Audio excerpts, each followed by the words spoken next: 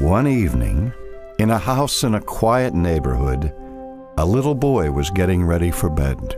And as his mother was tucking him in, Charlie looked up at her and said, "Mommy, please don't forget to turn on the nightlight before you leave my room." Mrs. Cobb smiled at him and said, "Don't worry, sweetheart. I'll be sure to turn on the light. I won't leave you in the dark."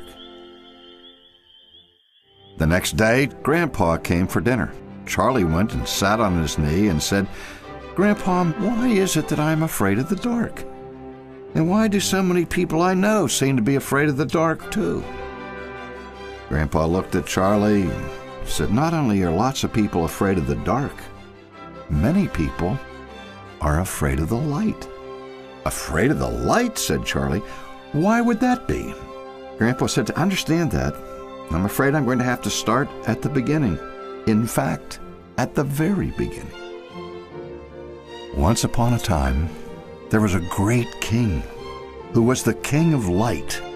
This great king of light made a group of people, and he made them so that they could shine brightly just as he did. He called them his little lightlings. He set the lightlings in a beautiful garden that he prepared for them, a garden that was full of bright sunshine.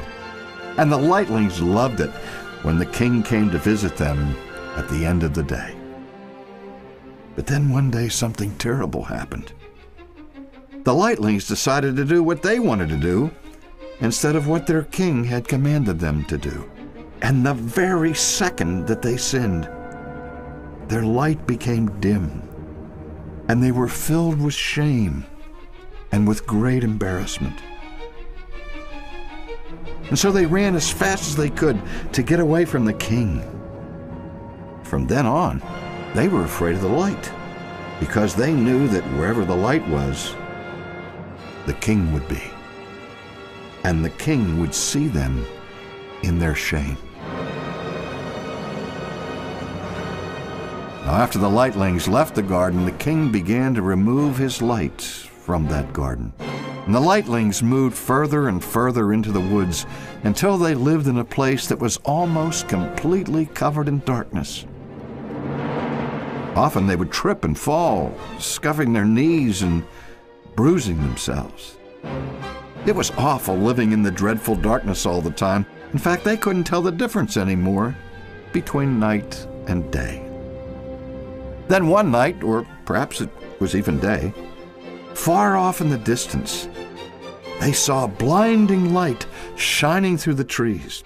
They thought that the light meant that the king was coming to find them to punish them for their sins. So most of the lightlings began to stumble quickly away from the light. But some of the lightling children were so amazed and interested in the light that they decided to see from where it was coming.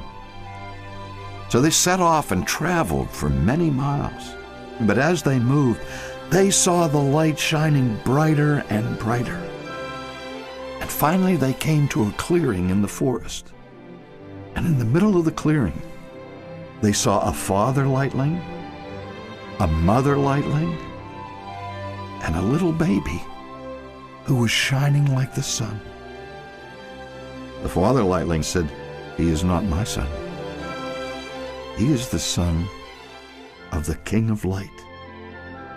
The King has given him to us as a special gift, and there will be no darkness strong enough to hide his light, no darkness deep enough to send his light away."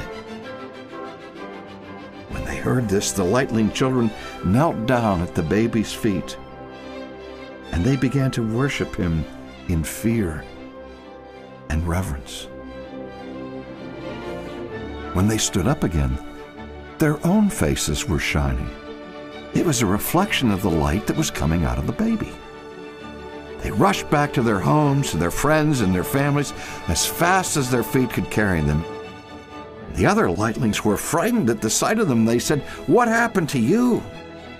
"We saw a baby who was shining with light. He is the son of the King of Light. He's given us his own son to be the light of the world." The lightlings noticed that already there was more light in the forest. Now they could begin to see where they were going. They could run and play without bumping into trees or rocks and getting bruised. Yet some still hid from the light, while others realized they didn't need to be afraid anymore. They saw that living in the light was much better than the darkness they were used to.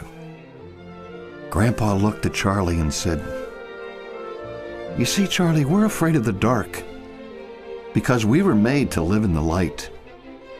And someday all of us who love this sun will live with him forever in heaven.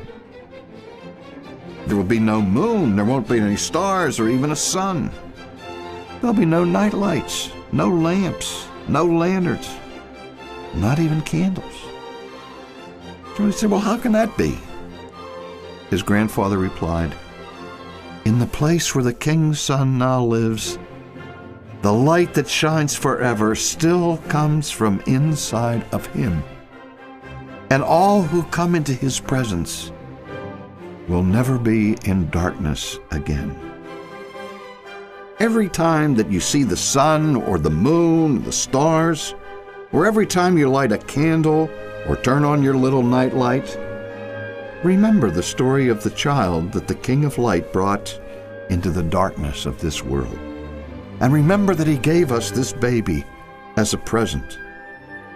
Charlie, as long as you remember that, you will never, ever, ever have to be afraid of the dark again.